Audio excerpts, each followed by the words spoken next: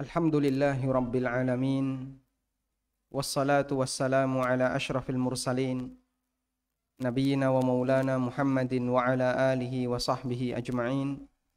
Wa ashhadu an la ilaha illallah wahdahu la sharika lah. Wa ashhadu anna Muhammadan abduhu wa rasuluh. Salawatu Rabbi wa salamu alaihi wa ala alihi wa ashabihi wa man sara ala nahjihi wastanna bisunnatihi ila yaumiddin. Amsayna ala fitratil Islam wa ala kalimatil ikhlas wa ala dini nabiyina Muhammadin sallallahu alaihi wasallam wa ala millati abina Ibrahima hanifan muslima wa ma kana minal musyrikin. Walhamdulillah, Allah jadikan kita hambanya yang berada di atas fitrah. Dan bagian dari fitrah yang Allah berikan kepada kita, Allah subhanahu wa ta'ala anugerahkan kepada kita hidayah untuk mau melaksanakan penghambaan hanya kepada Allah. Karena siapa yang memiliki dua Tuhan, pasti dia menyimpang dari fitrah. Sebab fitrah yang Allah ciptakan untuk manusia, fitratallahi allati fataran nasa 'alaiha la tabdila li khalqillah. Fitrah yang Allah ciptakan untuk hambanya adalah mentauhidkan Allah Azza wa Jalla. Karena itulah ajaran syariat adalah ajaran yang sejalan dengan apa jamaah? Dengan fitrah.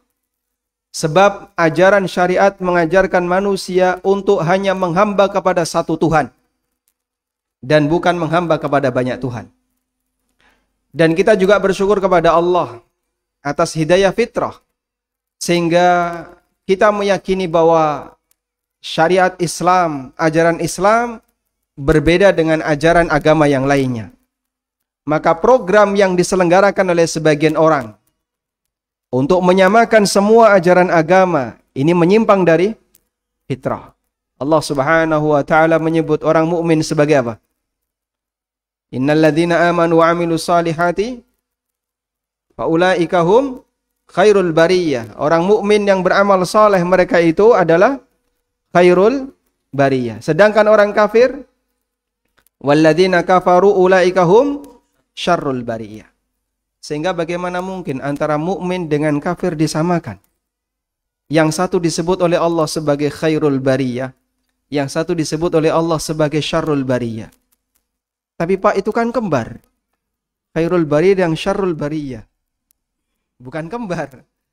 Punya anak kembar jangan dinamai yang satu khairul bariyah, yang satu syarrul bariyah. Khairul bariyah artinya makhluk terbaik. Syarrul bariyah artinya makhluk yang terjahat. Sehingga Allah subhanahu wa ta'ala bimbing hambanya yang beriman untuk menjadi khairul bariyah, makhluk yang terbaik, memberikan kemanfaatan bagi kehidupan manusia dengan ketaatan dan amal soleh yang mereka kerjakan. Kok bisa Pak? Karena setiap amal soleh yang kita lakukan menyumbangkan kebaikan bagi muka bumi. Sebaliknya, kemaksiatan yang dilakukan oleh hamba menyumbangkan kerusakan bagi muka bumi. Sehingga Bapak Ibu ketika melaksanakan salat, hakikatnya menyumbangkan sekian persen pelestarian alam. Sebaliknya ketika ada orang yang berbuat maksiat, hakikatnya dia menyumbangkan sekian persen kerusakan alam. Makanya Allah subhanahu wa ta'ala menyebut orang-orang munafikun sebagai apa? Sebagai al-mufsiduna fil ard, sebagai pelaku kerusakan di muka bumi. Karena mereka adalah sumber kemaksiatan. Banyak melakukan kemaksiatan. Allah subhanahu wa ta'ala berfirman di surat Al-Baqarah bercerita tentang karakter orang munafik. Wa idza qila lahum la tufsidu fil ardi qalu innama nahnu muslihun. Ketika disampaikan kepada orang-orang munafik, la tufsidu fil ard, jangan berbuat kerusakan di muka bumi. Qalu, jawaban apa mereka? Apa jawaban mereka? Innama nahnu muslihun, kami sedang berbuat baik. Dan ahli tafsir seperti yang dinyatakan oleh Ibnu Katsir dalam tafsirnya, Yang dimaksud dengan la tufsidu fil ar, janganlah berbuat kerusakan di muka bumi, adalah jangan berbuat maksiat. Karena kerusakan di muka bumi itu bentuknya adalah merusak tatanan sosial masyarakat. Dengan berbuat maksiat, melakukan pelanggaran terhadap syariat. Dan salah satu di antara bentuknya, kata para ahli tafsir adalah mereka menyamakan antara mukmin dengan kafir. Makanya pada saat mereka dilarang la tufsidu fil ardi, orang munafik itu mengatakan, innama nahnu muslihun, kami sedang berbuat baik. Dan kata Ibnu Abbas radhiyallahu anhu, maksudnya adalah kami sedang menciptakan kerukunan antar umat beragama agar mereka semua sama. Sehingga mukmin dan kafir jangan dibedakan. Itu programnya siapa? Munafik di zaman Nabi sallallahu alaihi wasallam. Dan itu mereka sebut innama nahnu muslihun, kami sedang berbuat baik. Lalu dibantah oleh Allah, ala innahum humul mufsidun walakin la yash'urun. Mereka lah hakikatnya perusak, tapi mereka tidak merasa. Karena dengan perbuatan seperti ini menyebabkan tatanan kehidupan jadi rusak. Mau membuat sama antara syariat Islam dengan syariat kekufuran. Dianggap seimbang antara mukmin dengan kafir. Padahal berkali-kali dalam Al-Quran Allah membedakannya. Tayyib. Jamaah yang dimuliakan Allah Subhanahu wa taala, kita sedang belajar bagaimana cara beribadah. Dan dalam beribadah Allah tidak hanya menilai bagian lahiriah, tapi Allah juga menilai bagian batin. Karena Allah Subhanahu wa taala akan menghisab kita lahir batin. Sepakat dengan kalimat ini? Allah akan menghisab kita lahir batin. Sepakat dengan kalimat ini? Yang enggak sepakat boleh angkat tangan. Allah menghisab kita lahir batin. Apa dalilnya? Hadis riwayat Muslim. Nabi SAW bersabda, Innallaha la yanzuru ila suwarikum wala ila amwalikum walakin yanzuru ila qulubikum wa a'malikum. Sesungguhnya Allah Ta'ala tidak melihat muka kalian. Allah ranyawang rupamu. Allah tidak melihat muka kalian. Wala ila amwalikum. Allah juga tidak melihat harta kalian. Mau kaya, mau miskin, bukan itu penentu hebat di sisi Allah Ta'ala. Walakin yanzuru ila qulubikum wa a'malikum. Tapi Allah melihat hati kalian dan amal perbuatan kalian. Sehingga sebagaimana kita akan dihisap oleh Allah dengan amal perbuatan yang kita lakukan. Kita juga akan dihisap oleh Allah dengan kondisi hati yang ada pada diri kita. Maka dua hal ini kudu lempeng. Hatinya lurus, amal yang zahir juga lurus. Salah satu bisa menyebabkan ibadah itu tidak diterima oleh Allah Ta'ala. Karena itulah prinsip yang ditegaskan oleh para ulama. Rukun diterimanya amal ada dua. Satu,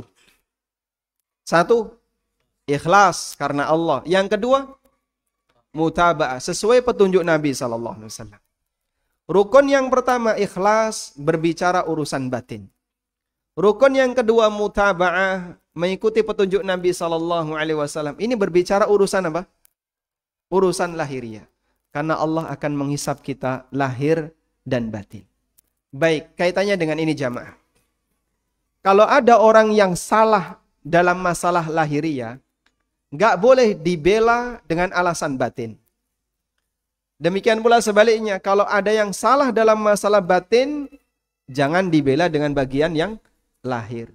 Karena kita akan dihisap oleh Allah lahir dan batin. Salah satu bisa menyebabkan ibadah itu jadi tidak diterima. Contohnya gimana toh Pak? Yang salah lahirnya tapi dibela dengan batin. Banyak sekali. Ada orang misalnya, dia sholat, tapi Masya Allah sholatnya secepat kilat. Culit. Ya. Seperti ayam mematuk. Saking cepatnya ketika dia sujud. Dikandani, Pak nyuwun sewu, sholat jenengan kados niki tidak sah. Kenapa? Enggak tumak nina. Yang penting kan ikhlas Thomas. Yang penting kan ikhlas. Dia membela kesalahan lahir dengan alasan apa? Dengan alasan batin. Pak, saya tidak berurusan dengan Bapak ikhlas maupun tidak ikhlas. Saya tidak berurusan dengan bagian batin Bapak. Dalam sholat bagian lahir juga dinilai oleh Allah. Nek keliru, jangan pakai alasan dengan batin. Karena amal lahir yang salah kalau digunakan alasan batin, nanti rusak dunia ini. Ana wong maling, jenengan kok maling pripun? Niatku apik kok, Pak. Maling niat apik pripun, Pak? Sah napa mboten malinge, Pak? Sah atau tidak jadi maling? Sah. Layak untuk dihukum. Boleh nggak seperti ini? Orang niat untuk bersedekah tapi maling. Niatnya bagus nggak? Bagus nggak niatnya? Bagus ya. Tapi amalnya salah. Kira-kira gimana, Pak? Amal salah tapi dibela dengan niat yang baik, sah atau tidak? Nggak boleh seperti itu. Amal yang salah, ya disalahkan. Anda keliru. Kalau mau sedekah, jangan maling. Sehingga dia mencuri tapi dengan niat untuk bersedekah. Lalu dia beralasan, yang penting kan niat saya baik. Koruptor misalnya, dia ngambil duit negara. Ketika ketangkap, niat saya mau wakaf. Saya mau nyumbang untuk Masjid Ar-Royan. Boleh nggak seperti ini? Boleh diterima, Pak? Nggak boleh. Kenapa? Anda berbuat salah lahiriah. Jangan pakai alasan batin. Karena salah lahir tidak boleh kita gunakan alasan batin. Hal yang sama juga kita jumpai ketika ada orang yang sholatnya nggak sesuai sunnah. Tidak sesuai dengan apa yang diajarkan Nabi SAW. Ketika dia melakukan sholat, banyak sekali tambahan-tambahannya. Sehingga pada saat dia melakukan sholat, saking banyaknya tambahannya, sampai jauh dari apa yang diajarkan oleh Rasulullah SAW. Ketika dinasihati, seperti ini tidak boleh. Sholat Anda jauh dari sunnah Nabi SAW. Alasannya apa? Yang penting niat saya baik. Yang penting kan ikhlas toh, Mak. Niatku apik, sholat kok disalah nih. Saya tidak menyalahkan sholat, tapi praktek Bapak sholatnya salah. Boleh nggak kayak gini ya? Boleh atau tidak? Karena masalah lahiriah, kita bisa menilai. Nabi SAW menilai lahiriah sholat seorang sahabat. Dan yang dinilai manut, sehingga ketika disalahkan, dia ngikut. Orang zaman sekarang disalahkan, ngamuk. Dia beralasan, kamu siapa? Bukan Tuhan kamu ini. Yang berhak menerima amal kan bukan kamu, tapi Allah. Betul. Tapi saya bisa menilai sholat Bapak batal. Kok bisa? Rukunnya ditinggalkan. Anda sholatnya terlalu cepat, tidak tumak nina. Baik. Kalau Anda ditanya jamaah, siapa manusia yang sholatnya paling baik? Rasulullah SAW. Siapa yang sholatnya paling sempurna? Rasulullah SAW. Makanya dijadikan sebagai apa? Standar. Sebagai standar. Dan beliau berpesan kepada para sahabatnya, Sallu kama ra'aitu muni. Sallu kama ra'aitu muni usalli. Makanya nek salat kudu muni. Salah atau bener? Masya Allah.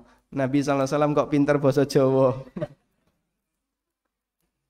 Sallu kama ra'aitumuni usalli. Salatlah kalian sebagaimana kalian melihatku salat. Salatlah kalian sebagaimana kalian melihatku salat. Karena salat beliau adalah salat yang paling sempurna. Salat paling standar, paling sempurna. Baik. Sesuatu kalau sempurna, Pak, ditambahi itu makin bagus atau makin ngerusak? Sesuatu kalau sempurna ditambahi itu makin bagus atau makin ngerusak? Kok bisa? Karena udah sempurna. Masya Allah ya, Anda sempurna dikasih oleh Allah 2 telinga. Yang mau ditambahi 1 telinga angkat tangan. Ditaruh di atas. Ada yang mau? Baik, kita sempurna dengan dikasih oleh Allah 2 mata. Ada yang mau dikasih tambahan 1 lagi? Taruh di tengah begitu.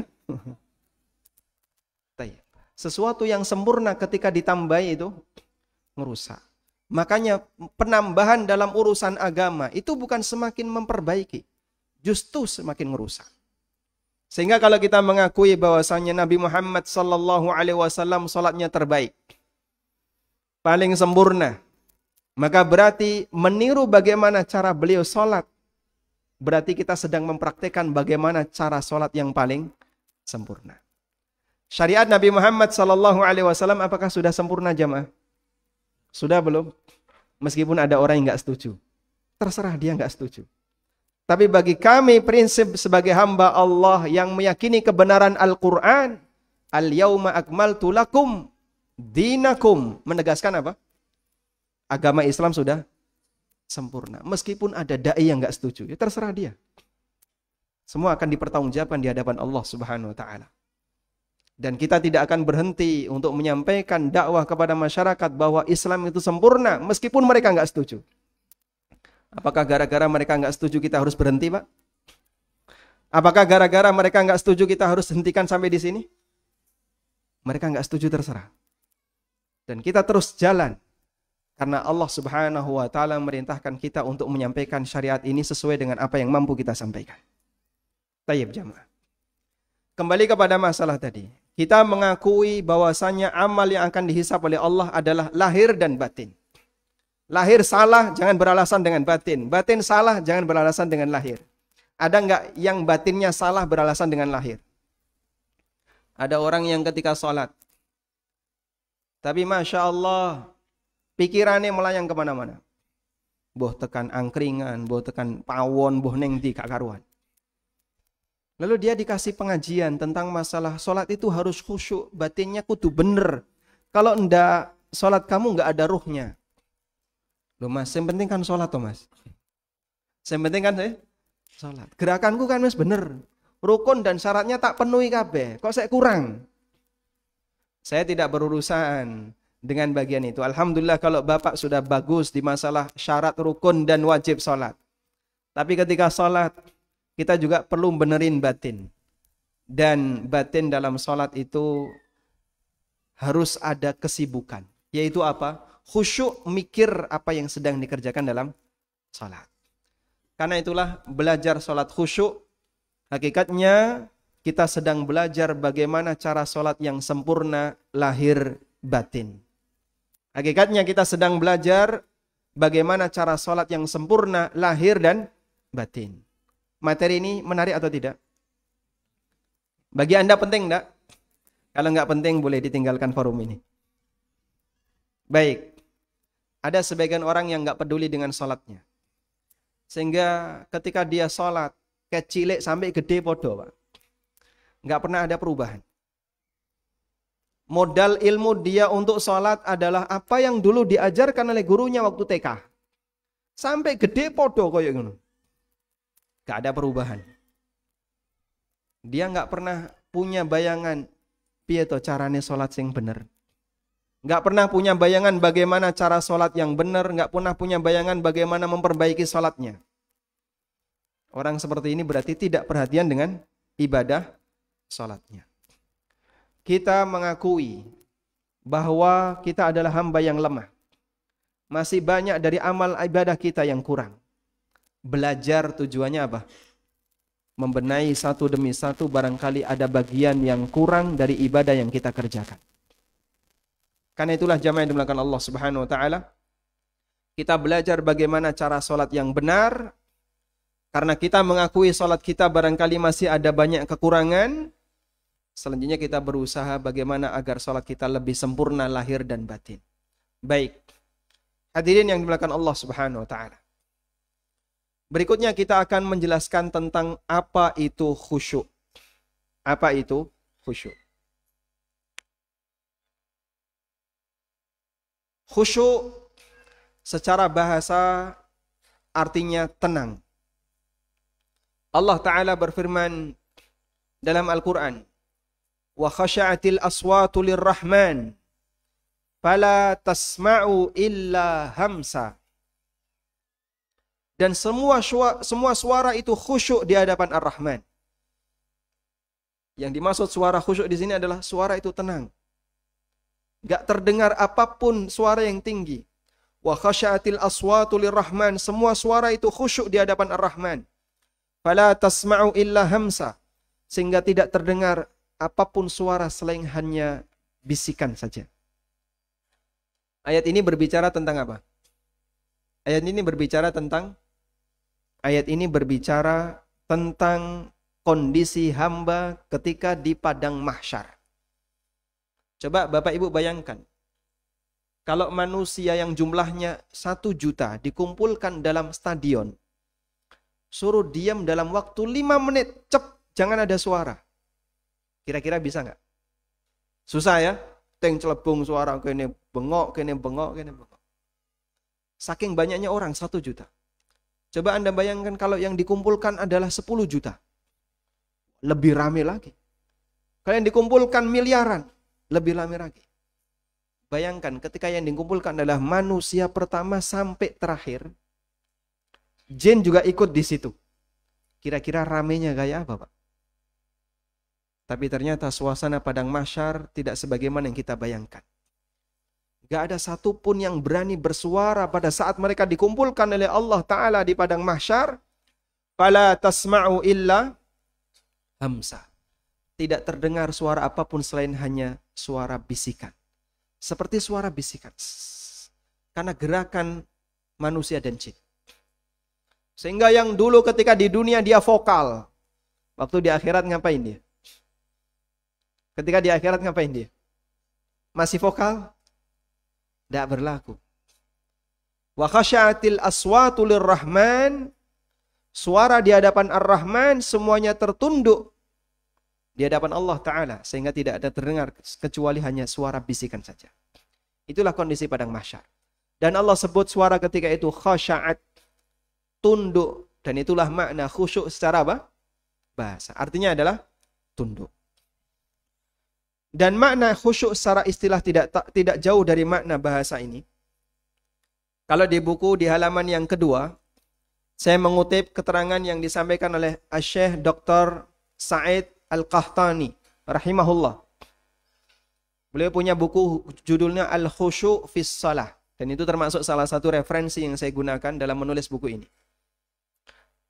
Syekh Dr. Sa'id Al-Qahtani menyebutkan, Al-Khusyu' fis Shalah, kata beliau, khudurul qalbi inda talabbusihi bi ta'atillah. Menghadirkan hati saat orang itu sedang melakukan ketaatan. Menghadirkan hati saat orang itu sedang melakukan ketaatan. Maksudnya gimana, Pak? Fisiknya beramal, batinnya juga beramal.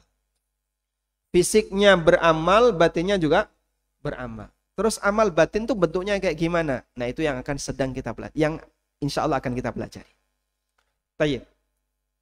Jamaah dimulakan Allah Subhanahu wa taala, untuk bisa memahami ini, saya akan buat sedikit ilustrasi sebagai perbandingan. Tayyib. Ada orang yang dia membaca berita. Dia baca berita. Orang kalau baca WA, baca berita, dalam suasana bising penuh dengan keramaian, bisa nggak, Pak? Bisa nggak? Bisa ya. Antum baca koran, baca berita, baca WA di kafe atau di pasar. Banyak orang kayak gitu? Banyak. Dia bisa baca. Kenapa? Baca seperti ini nggak butuh konsentrasi. Sambil lalu bisa. Nggak butuh konsentrasi. Baca berita itu nggak butuh konsentrasi. Beda kalau orang sedang ngerjakan ujian matematika. Ujian UN matematika. Soalnya rodok sulit dan jenengan tidak ingin nggak sampai lulus. Kira-kira gimana? Bisa nggak dilakukan dalam suasana bising? Nggak bisa ya. Makanya kalau ujian ada pengumuman apa? Harap tenang, ada ujian. Kenapa kalau membaca berita nggak ada pengumuman? Harap tenang, sedang baca berita. Mau coba berita harap perlu tenang. Tapi ini orang lagi ujian, kenapa dia butuh tenang? Karena dia butuh fokus. Dia butuh fokus. Sudah? Kurang lebih seperti itulah jemaah. Ada kegiatan di mana orang itu butuh fokus. Ada kegiatan di mana orang itu tidak butuh fokus. Kegiatan yang tidak butuh fokus misalnya apa? Baca berita, nonton film. Tapi kalau orang sedang misalnya membaca materi, nanti kamu akan diujikan materi ini. Kalau kamu nggak bisa, gagal. Dia akan fokus. Tititeni siji-siji. Rame, ganggu itu. Kira-kira seperti itulah suasana kerja manusia. Sudah? Baik. Sekarang saya bawa kepada sebuah hadis Nabi SAW. Baik. Bapak Ibu yang dimulakan Allah. Kita kasih sedikit catatan ya. Bagaimana perbandingan antara karya ulama dengan karya wartawan. Tulisan Al-Quran dan Sunnah, tulisan ulama itu kalau dibaca sambil bising, kita tidak dapat ilmu. Anda bacanya harus serius, fokus. Dibaca alon-alon sehingga dapat ilmu. Tapi kalau koran dibaca sambil lalu bisa. Makanya biasanya koran itu ditaruh di tempat-tempat istirahat yang banyak orang. Ya. Di stasiun atau di mana banyak orang bising dikasih koran. Karena baca berita itu sambil lalu bisa. Nggak detail nggak apa-apa. Baik. Orang kalau menyikapi tulisan berita itu biasanya gimana, Pak? Dilempar. Tahu pengantar koran tuh? Diapakan, Pak? Dilempar. Ya? Itu tulisan, Pak. Tulisan orang. Pernah lihat ada orang lempar tulisan ulama? Tidak ada ya. Diantarkan dengan baik. Ini buku ulama dihormati. Berita itu ditulis pagi, sore basi. Karya Imam Bukhari 11 abad masa silam. Ditulis oleh Imam Bukhari 11 abad masa silam. Sampai sekarang sudah basi belum? Itu contoh perbandingan antara karya satu manusia dengan manusia yang lain. Makanya yang berisi ilmu, satu dia dihormati, dua nggak pernah basi. Tapi kalau berita, dia tidak diberlakukan secara terhormat dan nggak pernah basi. Cuman anehnya begini, kita lebih seneng moco berita timbangnya moco buku. Bener? Bener nggak? Insya Allah. Hati kita sama berita itu terbuka. Golek berita, moco berita, WA isinya berita. Tapi dalam urusan ilmu membatasi diri. Dikasih pengajian, menghindar. Dikasih tulisan, gak gelem moco. Jumatan, tekone telat. Wes ngono, turu. Loh kapan sampean itu dapat ilmu? Padahal antara ilmu dengan berita yang lebih dibutuhkan hamba apa, Pak? Ilmu. Orang kalau belajar ilmu agama, ada ketenangan dalam hatinya. Makanya Allah Ta'ala katakan, ala bidzikrillahi tatma'innul qulub. Bukankah dengan zikrullah, hati akan menjadi semakin tenang. Tapi kalau orang mau coba berita, loro hati. Betul enggak? Anda kalau baca berita sakit hati enggak? Tergantung isi beritanya, Pak ya. Nek sesuai partainya, seneng. Nek beda karo partainya, loro hati. Apalagi kalau beritanya sudah berbau politik. Sehingga kadang ada orang yang selesai membaca berita ngamuk-ngamuk. Ngono kok ya diwoco. Coba kalau dia nggak baca berita, hatinya tuh tenang. Ada orang baca berita, tindak kriminal di mana, korban sekian. Wah, nesu dia, ngantemi. Wah. Tapi kejadian di Jakarta, Anda di Purworejo, arep ngopo? Bandingkan antara kita dalam menyikapi berita dengan ilmu. Tapi sayangnya, orang lebih senang berita daripada ilmu. Padahal berita itu bikin sakit hati. Ya memang yang namanya mendengar berita tidak dilarang. Tapi jangan terlalu sering. Coba pertimbangkan hal ini. Baik, kembali ke sini jamaah. Jadi Rasulullah SAW pernah dikasih hadiah oleh seorang sahabat yang bernama Abu Jaham bin Hudzaifah. Beliau dikasih hadiah sebuah kain, yang kain itu ada lureknya. Tahu lurik? Bedanya apa karo batik? Lebih rame mana antara lurik dengan batik? Rame batik ya. Kain itu cuma ada lureknya, garis-garis, lurik. Lalu dipakai oleh Nabi SAW melakukan salat. Beliau salat dengan menggunakan pakaian yang ada luriknya ini. Seusai salat, Rasulullah SAW mengatakan kepada keluarganya, Aisyah radhiyallahu anha, idhabu bihadhil khamisah ila Abi Jahim ibn Hudzaifah. Tolong kembalikan lurik ini, pakaian ini kepada Abu Jaham bin Hudzaifah. Wa'tuni bi ambijaniyah, dan tolong gantikan dengan kain ambijaniyah. Kain ambijaniyah itu tidak ada luriknya, polos. Apa alasan Nabi SAW? Fa innaha alhatni anifan fi salati. Karena luriknya tadi ganggu saya waktu sholat. Luriknya itu ganggu saya waktu sholat. Subhanallah. Ini sholatnya Nabi SAW, Pak. Ada lurik di pakaian beliau itu merasa terganggu. Kita enggak apa-apa, Pak, kayak gitu biasa.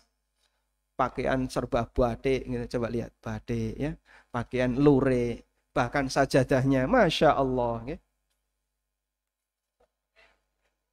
Ini penuh dengan gambar. Nah, ini gambar masjid ya, gambar masjid. Kadang juga batiknya banyak sekali. Sampai ketika kita sholat, tebak gambar. Iki cacing Paulo. Anda merasa terganggu nggak? Hah? Merasa terganggu nggak? Banyak di antara kita nggak merasa terganggu.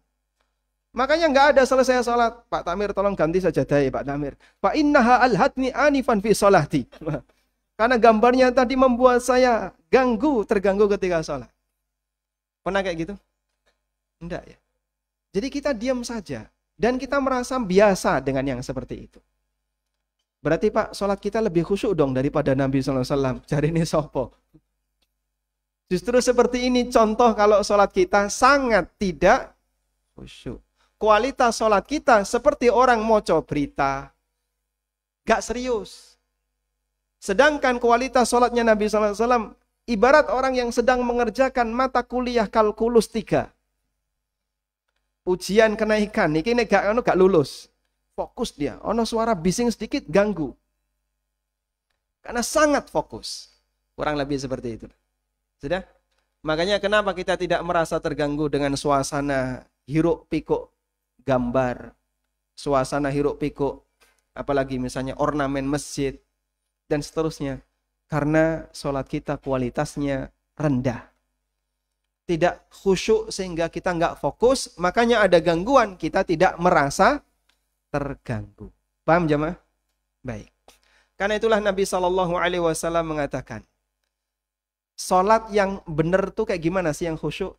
Yang hatinya sibuk, karena dia fokus. Sehingga beliau mengatakan, wa inna fis salati la syughla. Dalam sholat itu penuh dengan kesibukan. Nek sibuk, jangan disibukkan dengan yang lain. Makanya kalau sholat, jangan menyibukkan diri dengan yang lain. Baik. Lalu bentuk memikirkan sholat itu apa? Yang dimaksud khusyuk dalam sholat, artinya adalah fokus dengan sholat yang dikerjakan. Berarti memikirkan apa yang sedang kita kerjakan dalam sholat. Maka definisi khusyuk dalam sholat adalah mengajak hati untuk fokus memikirkan sholat yang sedang kita kerjakan. Mengajak hati untuk fokus memikirkan sholat yang sedang kita kerjakan. Baik. Selanjutnya saya mau tanya. Dalam sholat Bapak Ibu ngapain? Amalan apa yang kita kerjakan ketika sholat? 1. Mengucapkan bacaan tertentu. Yang kedua, sholat itu isinya apa? Sholat itu isinya cuma 2. Yang satu apa? Gerakan. Yang satu bacaan. Sholat itu isinya cuma 2. Gerakan dan bacaan. Berarti fokus memikirkan sholat adalah memikirkan 2 ini. Yang merupakan isi sholat. Memikirkan gerakan dan memikirkan bacaan. Paham insya Allah? Sehingga kalau ditanya, mau bareng ngaji khusyuk ketika sholat. Ento apa? Bisa mendefinisikan. Apa itu khusyuk dalam sholat? Khusyuk dalam sholat adalah fokus memikirkan terhadap gerakan dan bacaan dalam sholat. Paham insya Allah jemaah? Baik. Ini kuncinya. Kalau Anda paham kunci definisi ini, insya Allah penyebaran materi berikutnya lebih mudah. Baik. Khusyuk dalam sholat artinya adalah kita menghadirkan hati kita untuk fokus memikirkan gerakan dan bacaan dalam sholat yang kita kerjakan. Baik. Lalu khusyuk dalam gerakan itu bentuknya seperti apa jamaah? Khusyuk dalam gerakan jamaah dimulakan Allah Ta'ala adalah fokus memikirkan bagaimana cara bergerak yang benar dan memikirkan bagaimana gerakan ini sesuai dengan sunnah Nabi Sallallahu Alaihi Wasallam. Tapi sebelumnya jemaah, nilai pahala dari sholat kita itu berbanding lurus dengan tingkat kekhusyuan. Kalau sholat hamba itu khusyuk, pahalanya semakin besar. Kalau enggak khusyuk, semakin rendah. Maka bisa jadi ada orang yang jejer, sedang melakukan sholat, jumlah rokaate podo, dawane podo, rampunge podo, mulaine podo. Tapi yang satu dapat pahala selangit, yang satu dapat pahala orang tidak sampai di atas langit-langit. Bedanya di mana? Masalah hati. Masalah hati. Khusyuknya. Misalnya sholat asar bareng. Jejer. Ya. Bareng dia jejer. Mulai nih podo, mari nih. Selesainya juga sama. Rampungnya podo. Sholat asar bareng. Tapi yang satu dapat pahala Masya Allah sangat banyak. Yang satu pahalanya cuma ringan. Kenapa? Masalah kualitas khusyuknya. Ibnu Abbas radhiyallahu anhu pernah mengatakan, kalau di buku ada di halaman 3, nilai pahala yang didapatkan oleh seseorang dari salatnya adalah khusyuknya. Ibnu Abbas radhiyallahu anhu mengatakan, laisa laka min salatika illa ma aqalta minha. Kau enggak dapat pahala dari salatmu selain apa yang di situ ada khusyuknya. Kalau enggak ada khusyuknya, betul salatnya bisa jadi sah, tapi tidak bernilai pahala. Makanya Nabi SAW mengingatkan, wa innal abda la yansarifu min salatihi wa ma kutiba lahu illa nisfuha au thuluthuha au rubu'uha au khumusuha au sudusuha au subu'uha dan seterusnya. Ketika seorang hamba itu selesai sholat, dia nggak dapat pahala selain hanya setengahnya. 1/3, 1/4, 1/5, 1/10 sampai 1/10. Dalam hadis Nabi SAW menyebutkan yang terakhir 1/10. Tapi bisa jadi ada orang yang ketika melaksanakan sholat, pahala yang dia dapatkan 1/100. 1/1000. Dari satu sholat yang dia kerjakan, dia hanya dapat pahala 0,000%. Mungsaiti. Pas kepikiran lagi apa? Itulah nilai dari pahala sholatnya. Selain itu tidak dinilai. Maka sangat disayangkan ada orang yang sholat gerakannya banyak tapi cuma capek dapat gerakan. Ini karena sholatnya tidak berkualitas. Baik. Dan ini semoga jadi motivasi bagi kita untuk latihan bagaimana cara khusyuk dalam sholat yang benar. Baik, kembali kepada materi khusyuk tadi.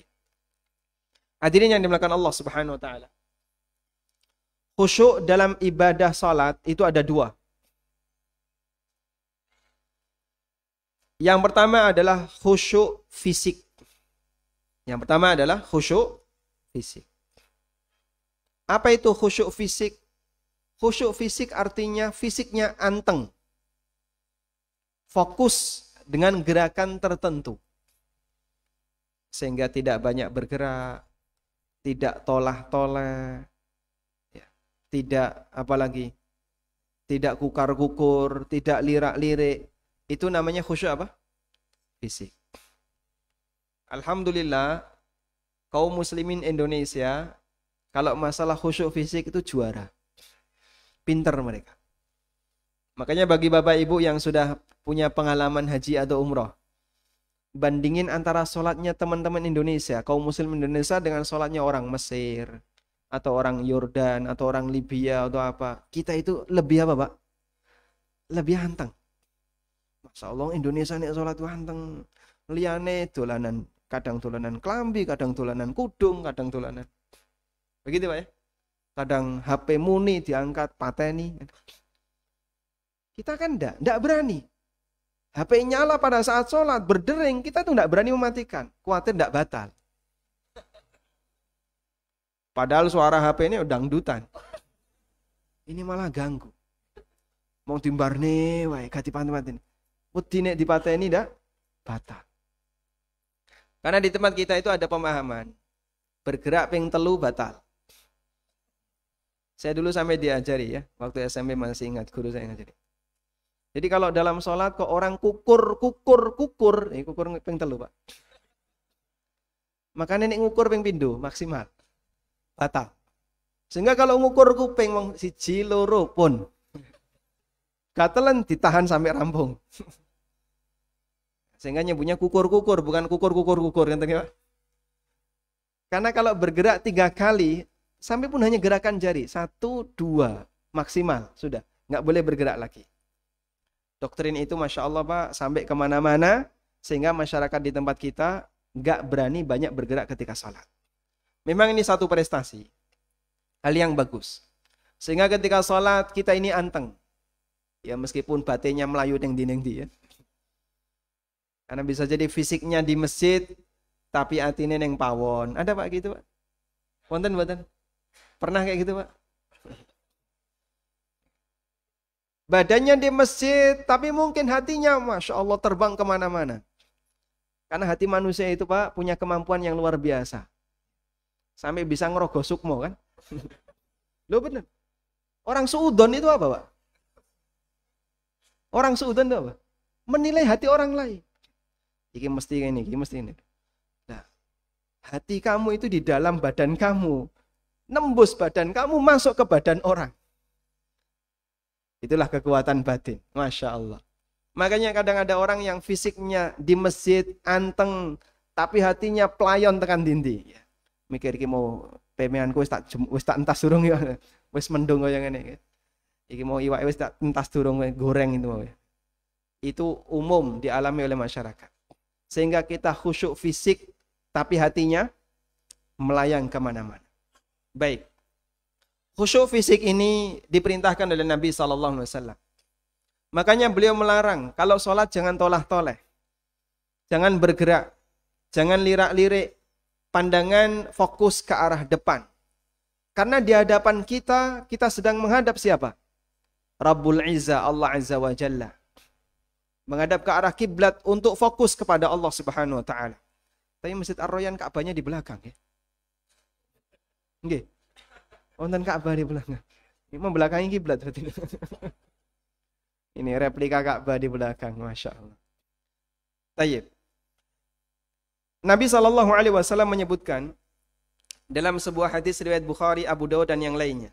Dari Aisyah radhiyallahu anha, beliau pernah mengatakan, Sa'altu Rasulullah sallallahu alaihi wasallam anil tifati fis salah. Aku pernah bertanya kepada Rasulullah sallallahu alaihi wasallam tentang orang yang noleh ketika sholat. Lirak-lirik ketika sholat. Faqal, lalu beliau memberikan jawaban. Waqtilasun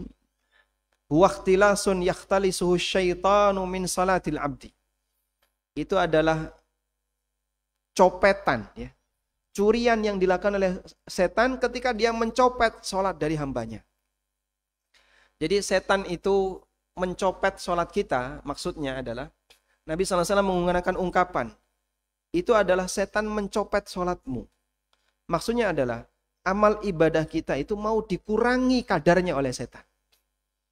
Nah, cara setan untuk mengurangi kadar amal kita, pahala itu kan seperti harta yang nanti akan dimanfaatkan oleh hamba ketika menghadap Allah, betul ya? Pahala adalah modal utama yang akan dimanfaatkan oleh hamba ketika menghadap Allah. Setan nyopet itu, Pak.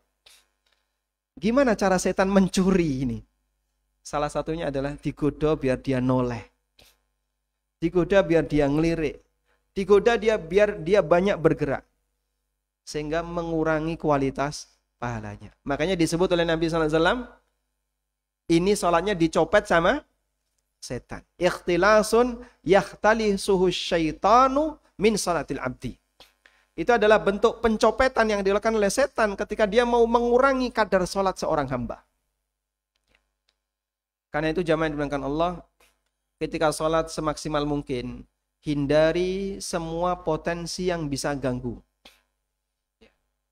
Kadang ada orang yang sholat, tapi di depannya cermin. Jadi ketika sholat karo ngocoh. Ada sholat, nyuwun pangapunten ya, kadang ibu-ibu suaminya lagi sholat, dia wirawiri ning pinggire bojone, terlihat auratnya, nanti bojone ngelirik. Itu copetan yang dilakukan oleh setan. Nah, biasanya anak-anak ya, biasanya anak-anak. Sehingga boleh nggak ketika ke masjid bawa anak, Pak? Boleh nggak? Boleh atau tidak? Kayaknya kok ragu jawabnya. Boleh ya? Kalau di Royan di Mari Takmir enggak? Enggak. Tayyib. Sekarang kan lagi banyak program ya. Masjid ramah anak. Tapi mohon maaf ya. Masjid bukan tempat bermain anak. Ramah anak bukan berarti masjid boleh dijadikan sebagai tempat untuk bermain. Anak oke dikerek neng masjid ya, dolanan kono wis tak turu. Jangan, Pak. Ini masjid bukan tempat bermain. Pada saat orang Badui itu kencing di dalam Masjid Nabawi, sahabat yang ketem-ketem mau ngantemi dilarang oleh Nabi sallallahu alaihi wasallam. Saya Badui ini menyelesaikan kencingnya lalu disiram oleh Rasulullah sallallahu alaihi wasallam. Diminta oleh Nabi sallallahu alaihi wasallam siram, selesai disiram. Dinasihati si Badui ini. Inna hadzal masjid la yasluhu fihi min baulin nas wala min adahum. Masjid itu tidak boleh dipakai tempat kencing atau tempat buang air besar. Wa inna ma huwa li dzikrillahi wassalati wa qira'atil Qur'an. Masjid itu tempat untuk zikir, tempat untuk sholat, tempat untuk baca Quran. Itulah fungsi asas masjid. Sehingga jangan dipakai untuk tempat bermain anak-anak ya. Dikerek neng masjid kono kon dolanan ya. Cacilik nek lihat tempat yang luas, playon. Ngeten nggih? Seneng dia. Tapi tidak boleh. Ada seperti itu, boleh kita larang. Tidak boleh adik. Karena masjid bukan tempat bermain. Masjid itu tempat untuk zikrullah, tempat untuk membaca Quran. Sehingga kita ajak anak ke masjid, masjid kita jadikan sebagai tempat ramah anak dalam rangka untuk mengenalkan mereka untuk beribadah bareng-bareng dengan orang dewasa. Cuman ada teorinya jamaah ya. Satu, kalau membawa anak yang sudah tamyiz itu berarti sudah ngerti bagaimana cara sholat yang benar. Bapak ibu bisa posisikan dia dimanapun terserah. Bebas, karena dia sudah bisa sholat dengan benar. Dia ngerti nih sholat itu gak entuk kentut, gak boleh pelayon, gak boleh tolah-toleh. Yang ngerti kayak gini, statusnya sama seperti orang dewasa. Yang kedua, anak yang belum mumayyiz, yang belum tamyiz. Rata-rata usianya 7 tahun ke bawah. Ini butuh pengawasan khusus. Dia kalau sholat ngentut rakondo. Kadang tolah-toleh, kadang pelayon. Berarti sholatnya batal atau enggak? Batal. Maka kalau batal, jangan ditaruh di sela soft. Terus ditaruh di mana, Pak? Di pinggir. Orang tuanya ngalahi bawa anak itu ke pinggir, didampingi oleh orang tuanya. Kalaupun dia batal, tidak memutus soft. Tapi kalau dia ditaruh di tengah, memutus soft. Kalau pandemi, Pak, pandemi ya nggak dibahas. Ini bahas kita dalam kondisi normal. Kalau kondisi pandemi, sholat Anda berjarak, ya mau naruh anak dimanapun, yang penting tidak ganggu, nggak apa-apa. Baik. Tapi kalau kondisi normal, soft rapat, maka jangan taruh anak di sela soft. Kenapa? Dia kalau sholatnya batal, statusnya gimana? Menjadi pemutus soft. Maka ditaruh di samping. Kalau misalnya Pak, anak-anak ditaruh di belakang semua, kumpulin anak-anak, taruh belakang. Wah itu bahaya ya. Mereka kalau sudah membentuk komplotan anak-anak itu biasanya lebih berbahaya. Makanya sebaiknya didampingi, taruh samping-samping masing-masing, biar dia nggak banyak bergerak. Ini dalam rangka untuk menjaga khusyuk fisik. Yaitu fisiknya anteng, tidak banyak bergerak. Alhamdulillah bagi masyarakat Indonesia seperti ini, orangnya sudah pintar-pintar dalam masalah khusyuk fisik. Tinggal nambahi, jangan terlalu banyak bergerak. Boleh bergerak asal ada kebutuhan. Boleh bergerak, yang penting tidak berturut-turut. Makanya kalau ngukur jangan terlalu sering ya. Ukur atas, bawah, kanan, kiri, bawah. Itu bisa batal nanti. Tapi kalau rakaat pertama ngukur sekali, rakaat kedua ngukur 2 kali ya. Insya Allah tidak masalah. Baik. Selanjutnya, kita beralih ke khusyuk batin. Yaitu membuat batin kita anteng. Anteng mikir sesuatu. Apa yang perlu dipikirkan? Yang perlu dipikirkan adalah bagaimana caranya agar hati itu tenang, fokus, memikirkan apa yang sedang kita kerjakan. Mikir bagaimana cara bergerak yang benar, mikir bacaan sholat yang benar. Baik, kita beralih ke mikir gerakan. Tadi sudah kita sampaikan ya. Salah satu di antara yang perlu kita pikirkan adalah memikirkan bagaimana bergerak sholat dengan benar. Mikir gerakan itu ada dua jemaah. Mikir gerakan sholat itu ada dua. Yang pertama adalah berpikir bagaimana cara bergerak yang sesuai ajaran Nabi Sallallahu Alaihi Wasallam. Berpikir, memikirkan bagaimana cara bergerak yang sesuai ajaran Nabi Sallallahu Alaihi Wasallam. Tadi sudah kita sampaikan Rasulullah Sallallahu Alaihi Wasallam mengajari salat lengkap dari awal sampai akhir. Dan beliau meminta, "Sallu kama ra'aitumuni usalli." Salatlah kalian sebagaimana kalian melihatku salat. Semakin sesuai dengan bagaimana gerakan salat Nabi Sallallahu Alaihi Wasallam, makin sempurna nilai salat seorang hamba. Sehingga kita perlu memikirkan bagaimana sih cara gerakan sholat yang benar. Baik, di dunia ini tidak ada manusia yang sejarahnya lebih lengkap dibandingkan Rasulullah SAW. Kenapa Pak? Para sahabat itu menceritakan Nabi SAW detail banget. Sampai bagaimana jari ini bergerak pada saat mengacungkan tangan pada waktu tasyahud, sahabat itu cerita. Coba saya mau tanya, gimana cara mengacungkan jari yang benar saat tasyahud? Posisi tangan gimana? Begini? Atau begini? Ada dua ya. Yang pertama, membentuk seperti lingkaran. Membentuk lingkaran antara jempol dengan jari tengah. Lalu telunjuk diangkat. Kayak gini ya. Baik. Yang kedua, semuanya dirapatkan, digenggam dengan jempol, jari telunjuk dilepas seperti ini. Loh, sahabat kayak gini tuh cerita, Pak. Berarti titan mereka. Dilihat Nabi SAW ketika mengacungkan jari, oh kayak gitu. Masya Allah. Berarti dalam gerakan yang lain pun mereka juga perhatian. Bagaimana Nabi SAW mengangkat tangan pada waktu takbiratul ihram? Sahabat itu cerita. Bagaimana Nabi SAW bersedekap, meletakkan tangannya pada saat bersedekap. Sahabat juga cerita. Cuman ada di antara kita yang mau mempelajarinya dan banyak di antara kita yang nggak peduli. Sehingga rata-rata di antara kita ketika sholat, dominan gerakan yang kita lakukan adalah gerakan otomatis. Kok bisa Pak? Kecil sampai gede kaya ngono. Tidak pernah ada perubahan. Allahu Akbar. Allahu Akbar. Coba lihat tangannya. Allahu Akbar. Allahu Akbar. Kadang ada gini ya. Allahu Akbar. Kadang Allahu Akbar ya. Pak, coba perhatikan tangannya. Bapak kok kayak gitu sih gerakan mengangkat tangannya? Biasanya mas kayak gini Mas. Aku wis hafal. Nggih leres dengan pun apal.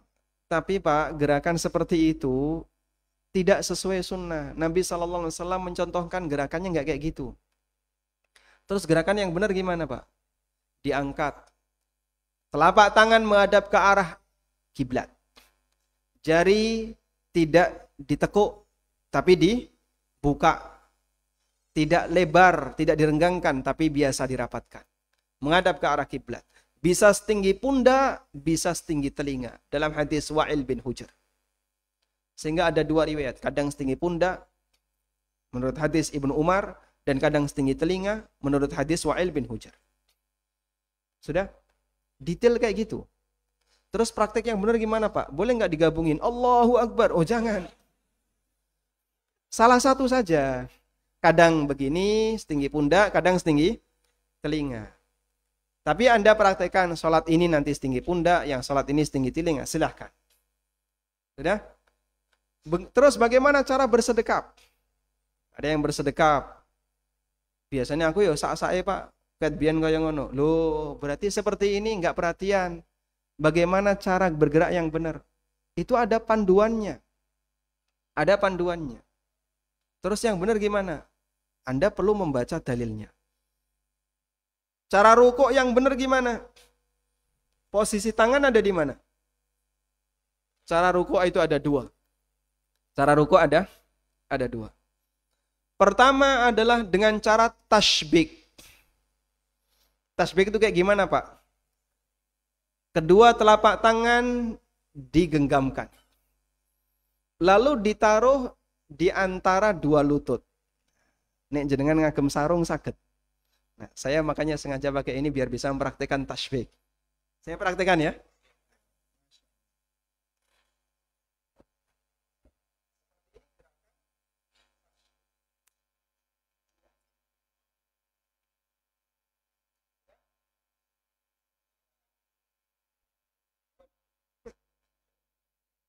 Tinggal buatin, Pak. Alhamdulillah. Baik. Jadi gerakan tasbih ini ibu-ibu gak ketok ya. Ini dipraktekkan oleh Ibnu Mas'ud radhiyallahu anhu. Dan dulu Nabi SAW melakukan itu. Rukuk dengan melakukan gerakan tasbih. Nek nganggo celana ora iso, Pak, bolong. Ha tembus.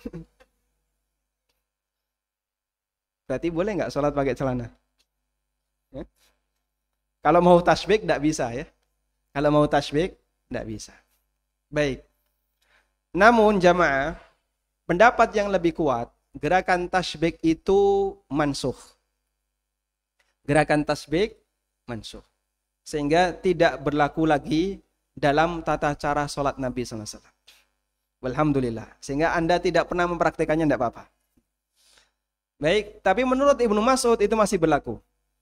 Makanya Ibnu Mas'ud dalam sebagian riwayat, beliau ketika rukuk tasbih. Ini sholatnya siapa? Ibnu Mas'ud radhiyallahu anhu. Nah, kemudian yang kedua, gerakan yang sering dipraktikkan Nabi SAW adalah menggenggam rukuk, menggenggam lutut, mencengkram lutut, lutut dicengkram. Seperti ini ketika beliau melaksanakan rukuk. Punggung lurus, kepala tidak naik ke atas, tidak ke bawah, tapi lurus. Sampai digambarkan ketika dikasih air, gimana? Tidak tumpah. Maksudnya gimana ketika dikasih air nggak tumpah? Maksudnya dikasih gelas. Di atas punggung itu dikasih gelas. Karena ndak miring, jadi ndak tumpah. Bukan ditusi air terus, bukan ya.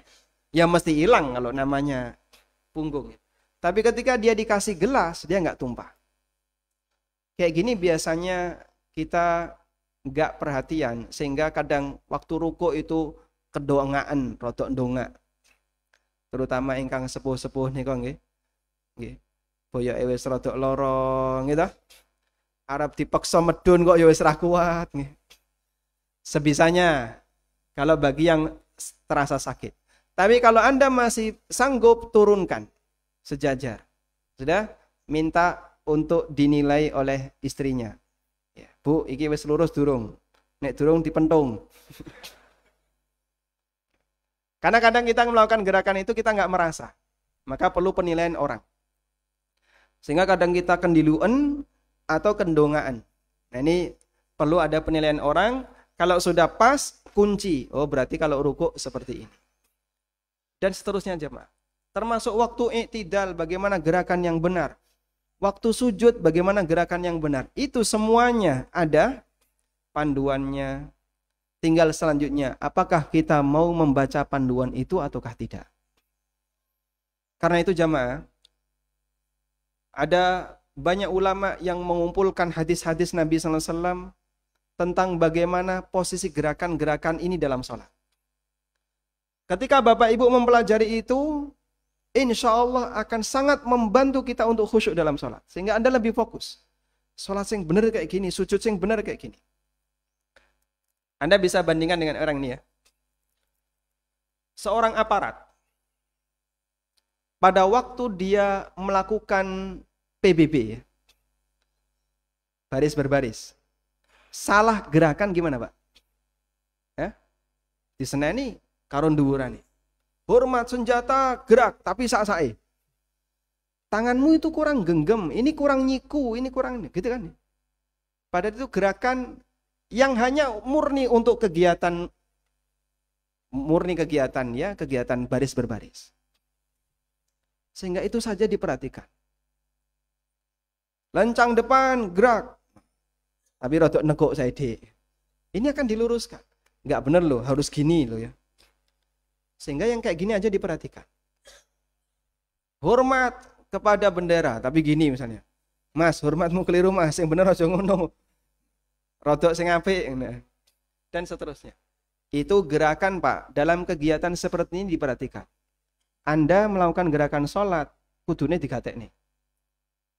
Ya meskipun tadi ya, banyak orang dalam sholat kurang perhatian terhadap gerakannya.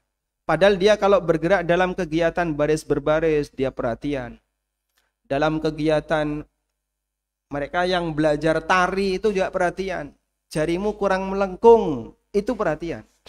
Diukur. Kita lanjutkan. Ketika seorang hamba dia belajar sunnah Nabi SAW, bagaimana cara sholat yang benar? Salah satu di antara pengaruh yang akan dia dapatkan adalah akan menambah kekhusyuan pada saat dia melakukan gerakan sholat. Makanya jamaah, jadikan sholat kita berdalil. Karena kalau sholat kita berdalil, berarti semua gerakan kita ada panduannya. Bukan sak-sa'i. Oh, yang penting sholat kok mas. Bukan yang penting sholat. Ada aturannya. Semakin sempurna gerakan kamu, makin bagus. Itu menambah kekhusyuan jenis yang pertama, yaitu fokus terhadap gerakan sholat. Selanjutnya haji yang dimuliakan Allah Subhanahu wa taala. Yang kedua adalah memikirkan bagaimana memilih gerakan pada waktu melakukan sholat. Maksudnya gimana? Terkadang Nabi SAW itu mengajarkan lebih dari satu gerakan. Terkadang Rasulullah SAW mengajarkan lebih dari satu gerakan. Pada saat mengangkat kedua tangan waktu takbiratul ihram, beliau kadang ajarkan setinggi pundak. Kadang beliau ajarkan setinggi telinga. Sing bener pripun Pak? Dua-duanya bener. Boleh Anda pilih salah satu. Milih salah satu itu mikir enggak? Mikir ya. Sehingga sebelum takbiratul ihram mikir iki mau yang mana ya? Setinggi pundak atau setinggi telinga? Sudah, 1 poin khusyuk. 1 poin khusyuk. Lalu dia ambil setinggi pundak, Allahu Akbar. Salat berikutnya dia ambil setinggi telinga, Allahu Akbar. Nah itu berarti dia memikirkan milih gerakan ketika salat. Semakin banyak sunnah yang dia dapatkan, makin banyak nilai khusyuk dalam salatnya. Ketika bersedekap, Nabi SAW bersedekap itu ada berapa cara, Pak? Ada? 1, 2, 3. 3 tempat. Rasulullah SAW ketika bersedekap, beliau meletakkan telapak tangan kanan di atas punggung telapak tangan kiri. Kadang di punggung, kadang di pergelangan, kadang di hasta. Dan tidak dijumpai riwayat beliau meletakkan tangan di di lengan. Tidak dijumpai riwayat Nabi SAW ketika bersedekap meletakkan tangan di lengan. Beliau meletakkan tangan itu tidak melebihi siku. Pernah jumpa ada orang sholat tangannya ditaruh di lengan? Hah? Kademen ya? Ini kelebihan. Harusnya tidak melebihi siku. Sudah? Sehingga jamaah tinggal menyesuaikan. Sholat dalam posisi rapat, Anda letakkan tangan mendekati siku. Biar nggak nyikut kanan kiri. Nanti kalau agak longgar, Anda bisa agak lebarkan. Lebih longgar lagi bisa menggunakan ditaruh di atas punggung telapak tangan kiri. Nah, milih-milih kayak gitu bagian dari khusyuk. Pak, saya pernah lihat, Pak. Ada orang yang ketika sholat tangannya ditaruh di sini, Pak. Nah, maksudnya apa ini? Di jantung. Kedua telapak tangannya ditaruh di atas jantung. Lalu maksudnya gimana? Ya biar katanya sholatnya biar khusyuk. Karena mendengarkan detak jantungnya. Berarti nganggo stetoskop no? Oh enggak. Ada juga yang begini. Kalau begini di mana? Hah? Di liver, nggih. Ditaruh di organ liver, di organ hati. Loh, terus yang benar sing di jantung apa hati? Ya kadang jantung, kadang hati. Nah, kudu yang benar sing di, mau jantung atau hati? La yastaqim. Tidak konsisten. Sebagian ada yang menaruh di hati, sebagian ada yang menaruh di jantung. Namun praktek seperti ini melanggar hadis Nabi SAW. Dalam sebuah hadis yang sahih, naha Rasulullah SAW anit takhassuri fis salah. Nabi SAW melarang malang kerik ketika sholat. Berkaca pinggang. Dan yang dimaksud malang kerik ketika sholat adalah salah satu maknanya yang disampaikan oleh para ulama adalah sikut itu terlalu keluar, tidak simetris. Maka begini bisa, begini juga bisa. Terus yang benar gimana Pak? Tangan itu diletakkan di mana pada waktu kita bersedekap? Dalam sebagian riwayat di dada.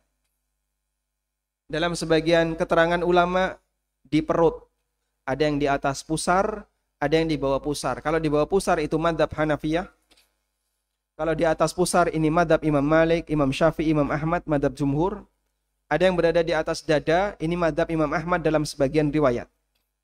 Khilafun bainal ulama, ada khilaf di antara ulama dalam masalah ini. Dan kesimpulan yang benar adalah posisi tangan itu bisa di atas pusar atau di dada. Tapi tidak sampai mendekati leher. Sehingga bukan begini. Karena ini namanya nahar. Ya seperti ini namanya apa? Nahar. Dan yang benar di bawahnya. Baik. Kita lanjutkan. Ini khusyuk memikirkan gerakan salat. Kata kuncinya apa tadi jemaah? Kata kuncinya apa? Belajar sunnah Nabi SAW tentang bagaimana gerakan salat yang benar. Kalau Anda belajar itu, insya Allah pengaruhnya sampai pada bagaimana Anda bisa khusyuk ketika bergerak. Cuman kalau nggak belajar, orang nggak ngerti sedekap yang benar bagaimana. Nah, di buku tafsir salat yang kami tulis, itu berisi penjelasan pertama bagaimana cara bergerak yang benar. Sehingga cara takbiratul ikhram yang benar, kita jelaskan sunnah-sunnah Nabi SAW di situ. Bagaimana cara bersedekap yang benar, juga ada penjelasan sunnah Nabi SAW di situ. Agar orang bisa mengetahui bagaimana cara bergerak yang benar dalam salat. Ini khusyuk yang pertama, khusyuk hati yang pertama. Khusyuk hati yang kedua adalah fokus memikirkan bacaan. Fokus memikirkan bacaan. Baik. Semua gerakan salat yang dalam satu ibadah yang kita lakukan itu tidak ada yang lepas dari bacaan. Berdiri kita baca, rukuk kita baca, sujud kita baca, semuanya ada bacaan. Sebutkan satu gerakan tanpa bacaan. Sebutkan satu gerakan salat tanpa bacaan.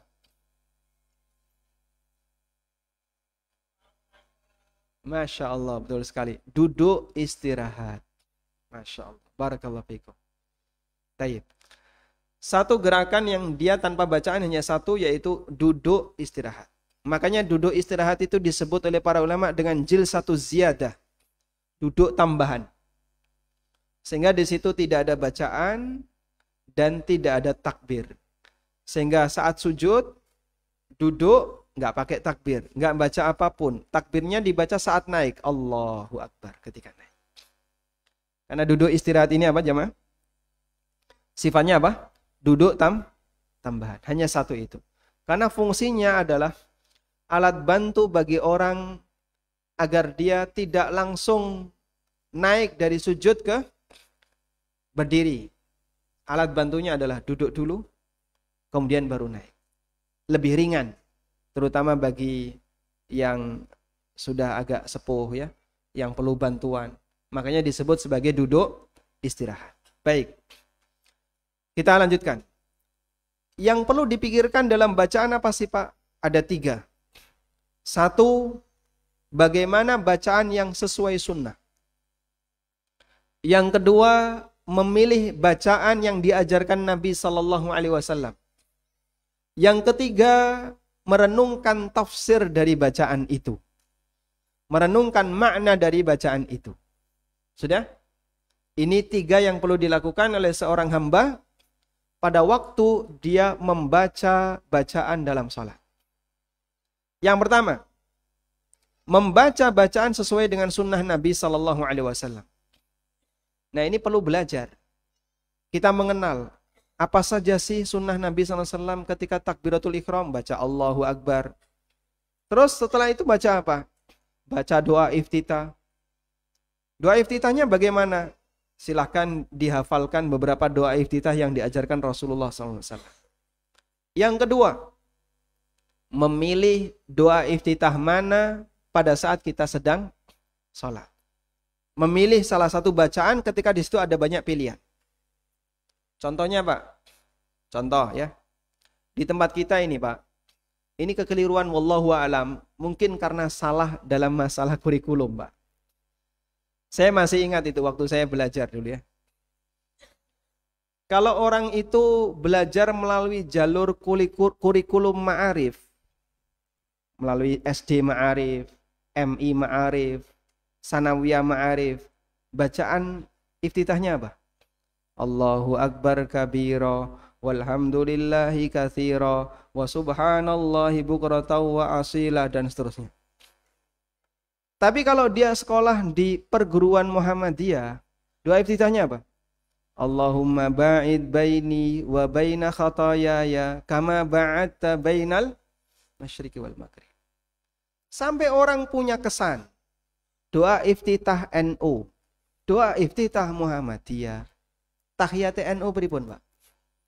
At-tahiyatul mubarakatus shalawatut thayyibatu lillah. Kalau tahiyat Muhammadiyah, at-tahiyatu lillah wassalawatu wat thayyibat. Udah. Orang jadi punya kesan seperti itu.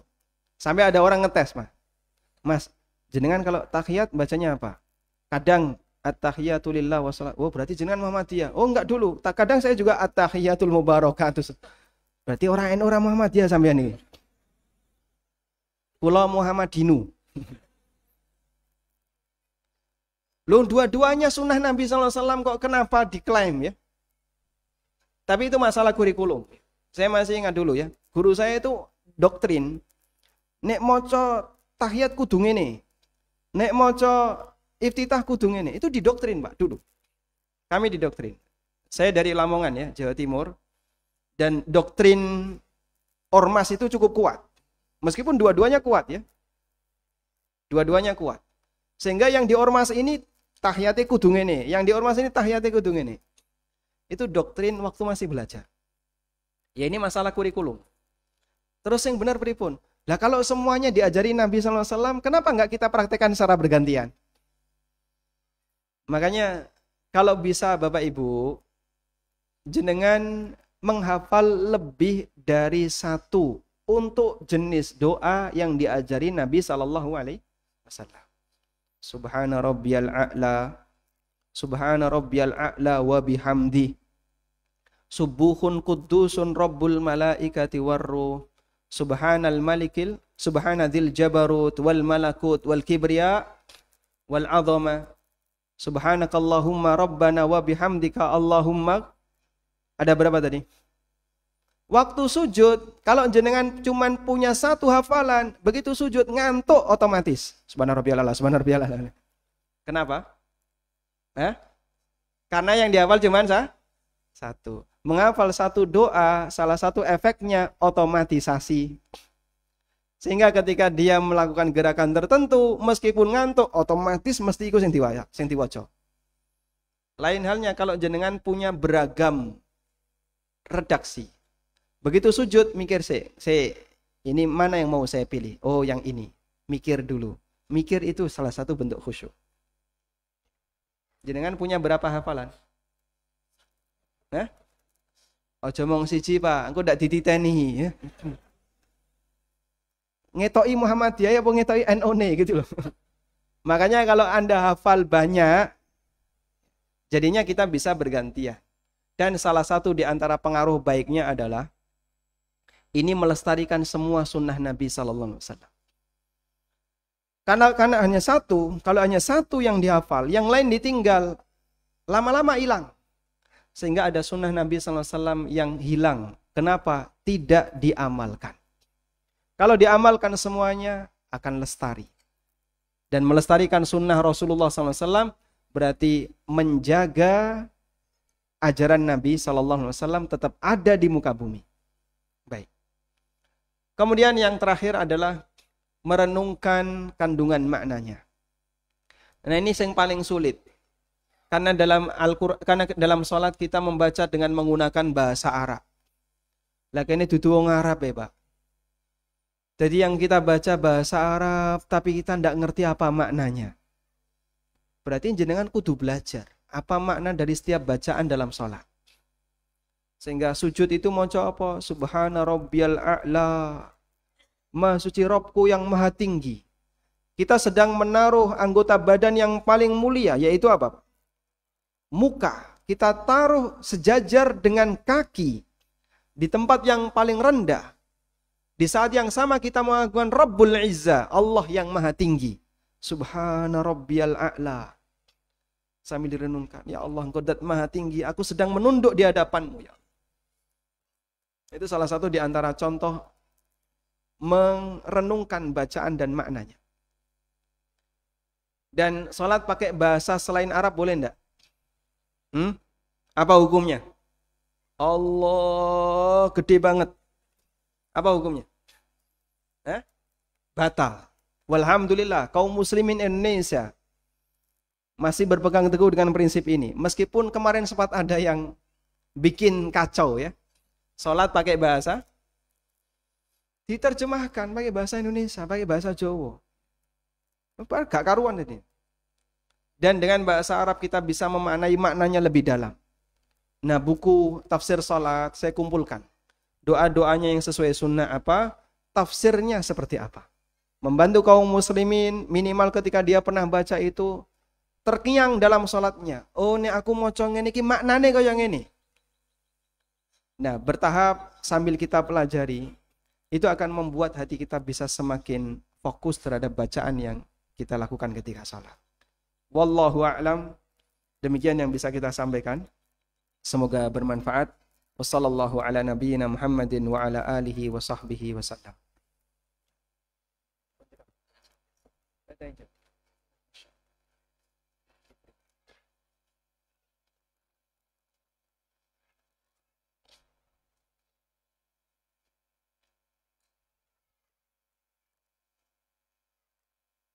Kita sampai jam.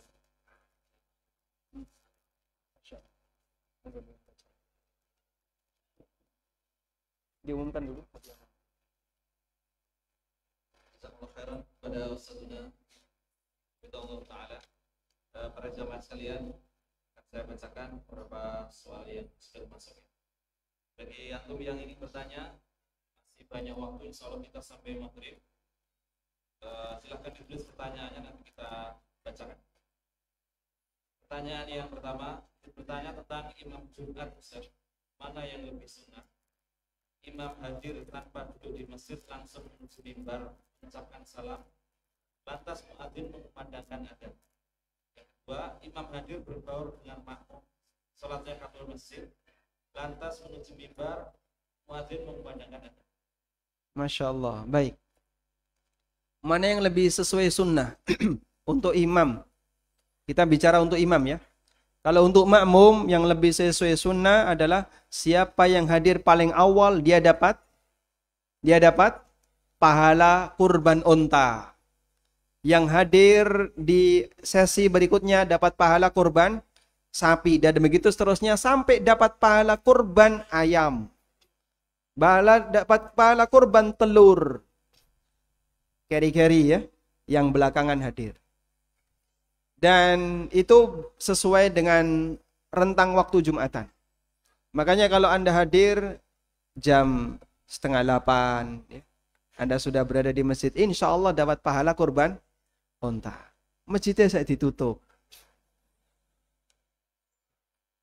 Baik. Nah, kita bisa mendapatkan kesempatan itu biasanya ya kalau jamaah umroh atau jamaah haji. Dia berangkat awal waktu. Sampai di sana, Masya Allah, jam 9, masih sepi masjid. Alhamdulillah, jamaah Indonesia rajin. Ketika Jumatan.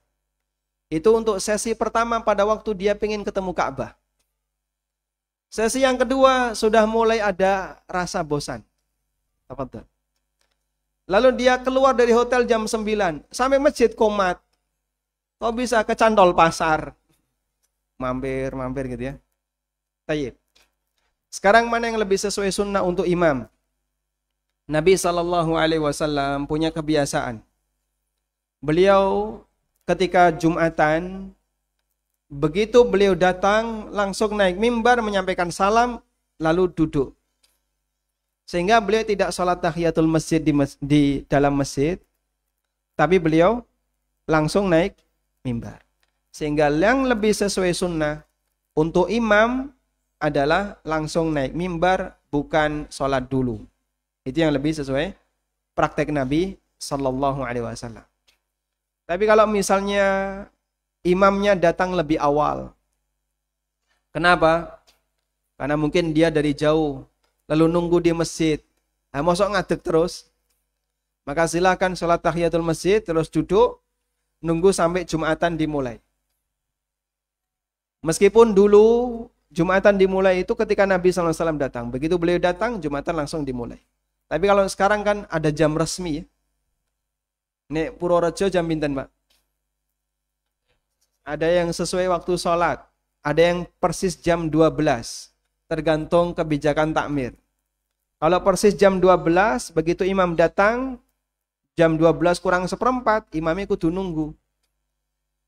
Kalau di masjid yang lain, ada yang sesuai waktu sholat. Namun intinya, kalau mau lebih sesuai sunnah, begitu imam datang, ditaruh di tempat singgah, kemudian pada saat sudah waktunya Jumatan, imam diminta untuk naik mimbar. Wallahu a'lam. Sudah mulai nggak fokus ya? Gimana? Silakan. Kalau mengamalkan doa dalam sujud, apakah termasuk menambah perkara?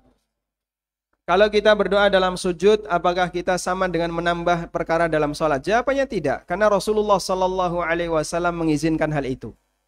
Beliau Sallallahu Alaihi Wasallam bersabda, "Fa'ammas sujudu, faqaumin ayyustajabu lahu du'a."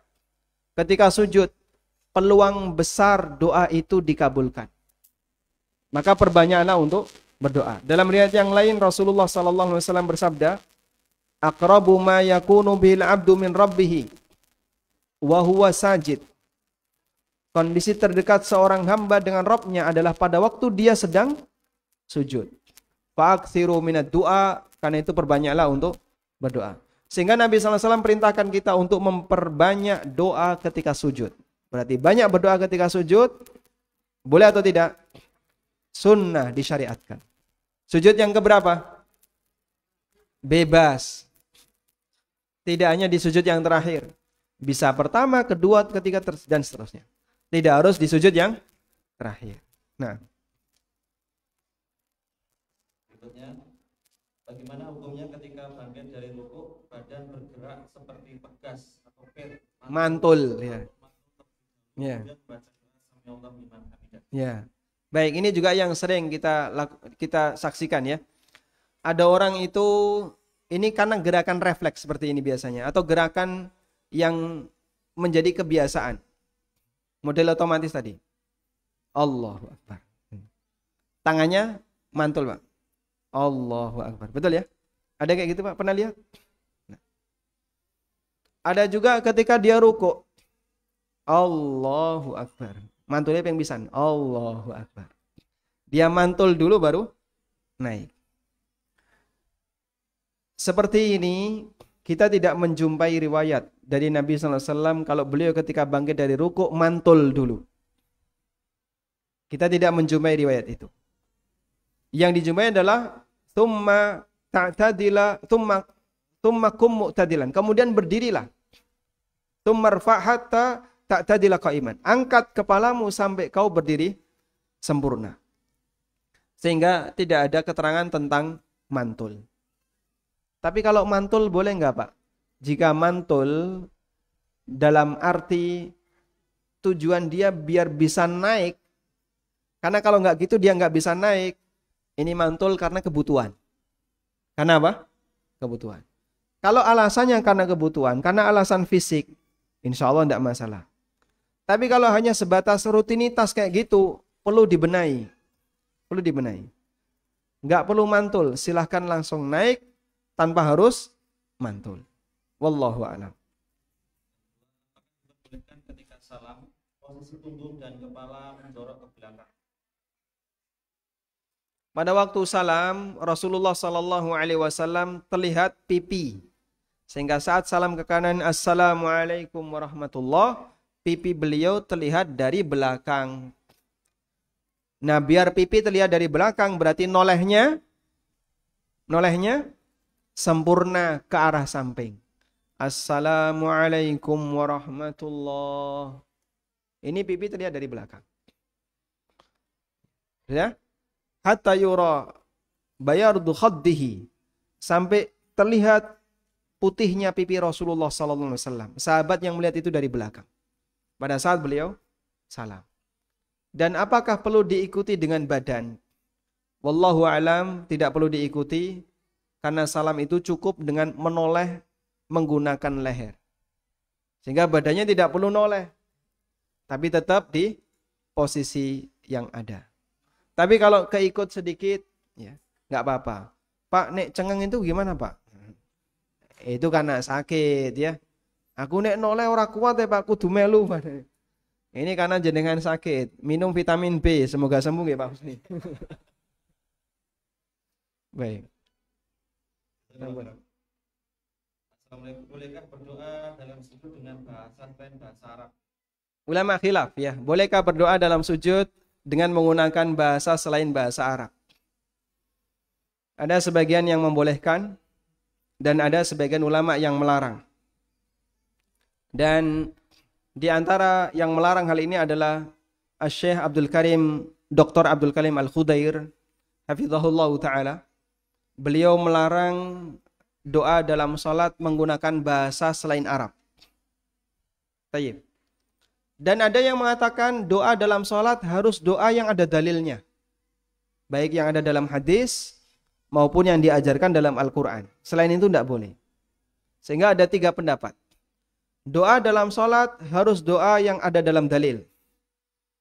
Doa dalam salat boleh tidak ada dalam dalil tapi wajib bahasa Arab. Kalau dalam dalil berarti bahasa Arab enggak? Jelas ya. Doa yang ada dalam dalil pasti bahasa Arab. Yang kedua ini boleh enggak ada dalilnya tapi harus bahasa Arab. Yang ketiga boleh doa pakai bahasa selain Arab. Pakai bahasa Indonesia, bahasa Jawa dan seterusnya boleh. Sudah? Ada 3 khilaf di situ. Dan kalau misalnya Bapak Ibu lebih memilih pendapat yang mengatakan boleh tanpa bahasa Arab, maka bisa menggunakan bahasa sendiri-sendiri. Tapi yang lebih selamat timbangan engko salah lendongo, nggih. Karena kadang ada orang yang uripe sengsara gara-gara salah dongo, Pak. Dongo salah uripe sengsara. Makanya bahaya kalau orang membuat doa sendiri tapi dia nggak ngerti teorinya. Dulu ada sahabat yang dia itu mengalami sakit. Sangat parah sampai tinggal kulit sama tulang. Badannya itu tinggal kulit sama tulang. Sampai diceritakan seperti di dalam riwayat itu seperti piye, tahu piye, Pak? Anak doro. Manuk bar netes. Nah, suasananya seperti itu. Saking kurusnya, lemah dia.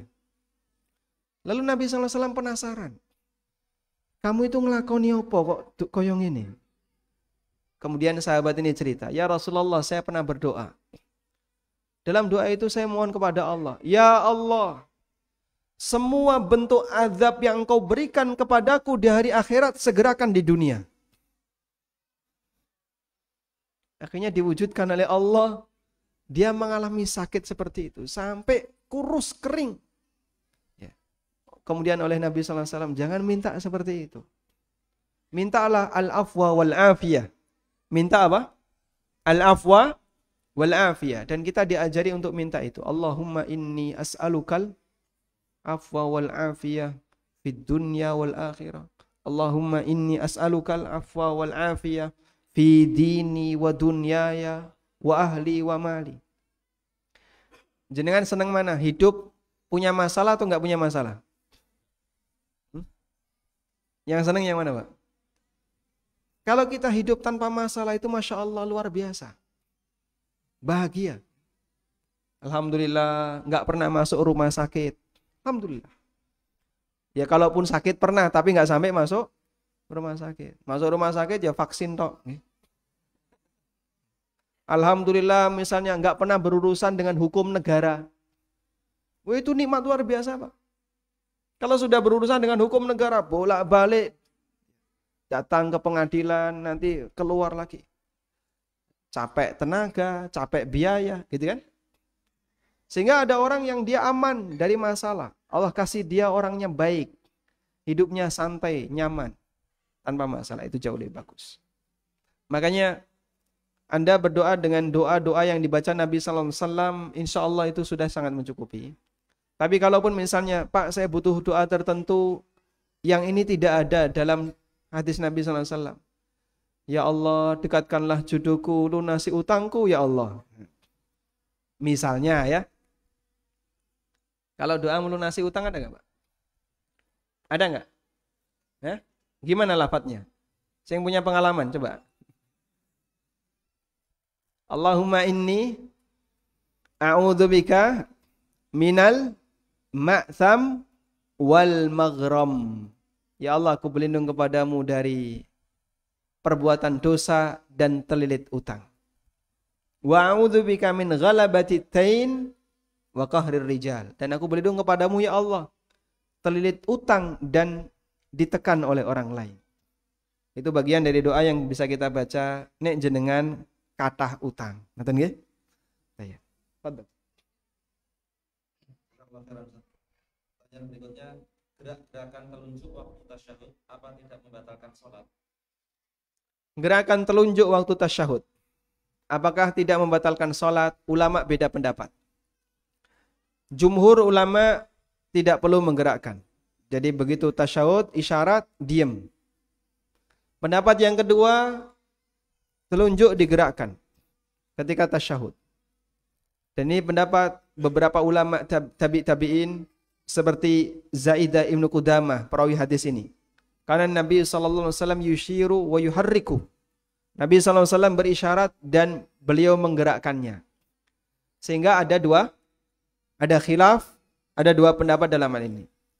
Dan sikap yang tepat kalau kita melihat seperti ini adalah tolong dewasa dalam memahami perbedaan pendapat. Yang bergerak punya dasar, yang tidak bergerak juga punya dasar. Jangan gara-gara ketika melihat pendapat yang berbeda, nesu. Iki sholat ke udah cekelin, wih meneng kowe. Sholat karo nyekeli dirijine wong ki piye. Baik, yang bergerak sholatnya enggak batal, yang diam juga sholatnya enggak batal. Karena dua-duanya punya dasar. Ada khilaf dalam masalah ini. Meskipun kalau secara pribadi saya ditanya, pendapat yang kuat yang mana? Insya Allah yang diam lebih kuat. Yang diam ini lebih kuat. Contoh yang lain Pak, dalam masalah kunut ya. Kunut subuh, kata Asy-Syaukani hadisnya sahih. Kunut subuh kata Asy-Syaukani hadisnya sahih. Tapi apakah Nabi SAW kunut subuh terus-terusan? Ulama khilaf. Ada yang mengatakan Nabi SAW kunut subuh terus-terusan sampai beliau meninggal. Dan ada yang mengatakan Nabi SAW kunut subuh dalam waktu tertentu saja, setelah itu beliau tinggalkan. Sehingga kalau keberadaan kunut subuh Rasulullah SAW pernah praktekkan. Tapi apakah terus menerus ataukah hanya di momen tertentu? Ada dua pendapat. Sudah? Sebagian pendapat mengatakan terus menerus. Sebagian pendapat mengatakan beliau sudah tidak kunut lagi di akhir hayatnya. Sehingga kunut subuh yang beliau lakukan hanya di momen tertentu saja. Baik. Kayak gini jadi bahan pembicaraan yang serius. Ada orang yang nggak mau diimami oleh orang yang nggak kunut. Imamnya ra kunut, aku mau sholat ning kono. Lah kenapa? Batal dia sholatnya. Jangan seperti itu. Menilai ini masih di ranah khilaf. Ada yang berpendapat A, ada yang berpendapat B. Nanti yang mengatakan tidak kunut, bisa menilai Anda yang kunut batal, coba gimana? Kan tidak mau juga. Makanya kedewasaan dalam hal ini penting. Dan salah satu cara untuk menciptakan kedewasaan itu Anda kenali khilaf. Di buku tafsir sholat, beberapa titik khilaf yang umum di masyarakat Indonesia saya sebutkan. Kunut, kemudian posisi sedekap pada waktu i'tidal, sedekap atau dilepas. Kemudian isyarat jari pada waktu tasyahud, bergerak ataukah diam. Di buku tafsir sholat, beberapa poin ini saya sebutkan. Agar memberikan gambaran tentang sikap yang benar ketika menghadapi perbedaan pendapat sehingga kita bisa lebih dewasa. Wallahu a'lam. Khususnya imam menuntut kurang kusuk makmum, sebaliknya kekusukan makmum kurang kusuk, kekusukan makmum kurang nutup imam. Bagaimana? Benar apa Ustaz? Wallahu a'lam. Dari mana asal usul perkataan itu? Baik. Jadi ada sebuah hadis yang mengatakan al-imamu dhamin. Imam itu yang menanggung. Maksudnya adalah imam ketika dia sholat, dia dituntut untuk sempurna bacaannya. Makanya nyuwun sewu nggih, sing ra iso maca Fatihah kudu ngakui ra iso maca, aja kendel dadi imam. Ini bukan masalah remeh, Pak. Kadang karena masalah senioritas. Pokoknya aku wis tuwa kudu ning ngarep. Maca Fatihah belepotan. Sakno makmume, Pak. Itu makmum yang bisa baca Fatihah dengan benar batal salatnya. Dalam mazhab Syafi'iyah, kalau imamnya baca Fatihahnya enggak benar, sementara makmumnya baca Fatihahnya ada yang lebih pintar dari imam, makmumnya batal. Lah sakno makmume, Pak. Tapi aku kudu dadi imam. Bapak tolong pahami, iki urusan sholat, duduk masalah RT. Ini jenengan dari ketua RT gak apa-apa gitu ya. Kalau jenengan tetap nekat pengen ngarep, urusan donya gak apa-apa. Ini urusan agama, ada ketentuannya. Wes ngerti maca Fatihah ra iso, dibeneri gak gelem pengen dadi imam. La haula wala quwata illa billah. Ini orang ya tidak menyadari kekurangannya. Nggih nyuwun mahapunten ya, seperti ini cukup banyak ya. Gengsi.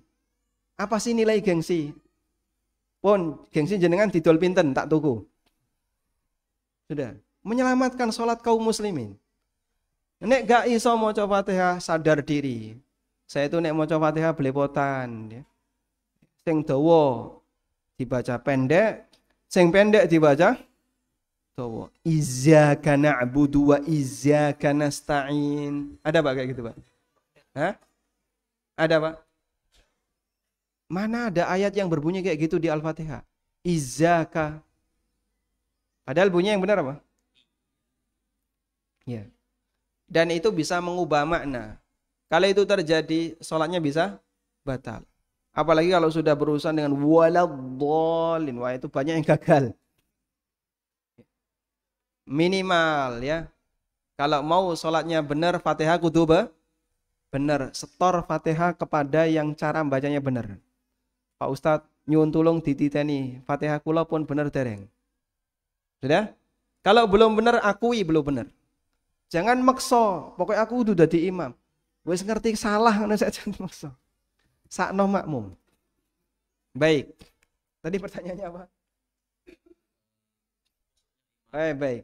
Wal imamu dhamin, imam itu nanggung. Maksudnya begini.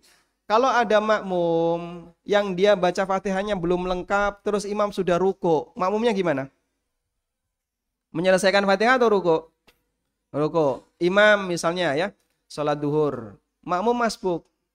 Begitu dia takbiratul ihram, Allahu Akbar, baca Fatihah, baru dapat Alhamdulillahirabbil alamin, Allahu Akbar, makmum, imam wis ruku.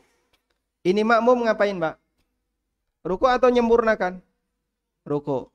Tapi kalau saya ruku nanti Fatihah saya pripun, Pak? Sudah ditanggung imam. Karena Anda telat. Karena Anda telat. maka imam domin yang nanggung. Di bagian kekurangan-kekurangan makmum, imam nanggung. Termasuk juga bagi orang yang nggak bisa baca Fatihah. Ketika dia sholat, dia nggak bisa baca Fatihah. Maka disyariatkan kalau dia sholat, jadi makmum. Nanti Fatihahmu keliru, imamnya Fatihahnya benar. Insya Allah kamu ditanggung sama imam. Tapi kalau urusan khusyuk, ditanggung masing-masing. Sehingga kalau imamnya khusyuk, bisa nangis, makmumnya tengklayap, okay. Atine melayu neng di ya itu urusan makmum. Pak, saya kalau sholat di Masjidil Haram itu bisa nangis ya Pak? Nangis mikir nawa Pak? Mikir utang Pak. Itu menangisi bukan nangis ya. Wallahu a'lam. Nah. Maghrib? Jam berapa maghrib? Ya, satu lagi. Apakah boleh ketika ada orang yang di sebelah kita sedang bersama, tapi dia banyak bergerak, lalu kita pegang dia supaya berhenti? Okay. Apakah boleh ketika ada jamaah yang banyak bergerak, lalu kita pegang dia biar berhenti bergerak? Yang dipegang apanya Pak? Dicekel apa nih main meneng? Hah? Tayyib. Memang diperbolehkan bagi kita untuk mengkoreksi kesalahan orang yang kita jumpai ketika kita sedang sholat. Dan ini pernah dilakukan oleh Nabi SAW pada waktu beliau sholat lalu didatangi oleh Ibnu Abbas. Beliau sholat, Ibnu Abbas datang langsung ke sebelah kiri. Kemudian oleh Nabi SAW diapain? Diapain Pak? Dipindah, diputer ke sebelah kanan. Karena sholatnya Ibnu Abbas ini salah. Kalau kamu di sebelah kiri salah. Makmum yang sendirian berada di mana? Diputar sama Nabi SAW, ditaruh di sebelah kanan. Nah itu salah satu di antara contoh. Jika memang diperlukan, ada hal yang perlu kita lakukan untuk mengendalikan orang yang sholat yang nggak benar, silahkan. Anak-anak yang tolak-tolak dan kita pegang kepalanya, diam. Insya Allah tidak masalah. Diperbolehkan. Wallahu a'lam wa sallallahu ala nabiyyina Muhammadin wa ala alihi wa sahbihi wa sallam. Wa akhiru da'wana anilhamdulillahi rabbil alamin. Subhanakallahumma wa bihamdika asyhadu an la ilaha illa anta astaghfiruka wa atubu ilaik. Wassalamu alaikum warahmatullahi wabarakatuh.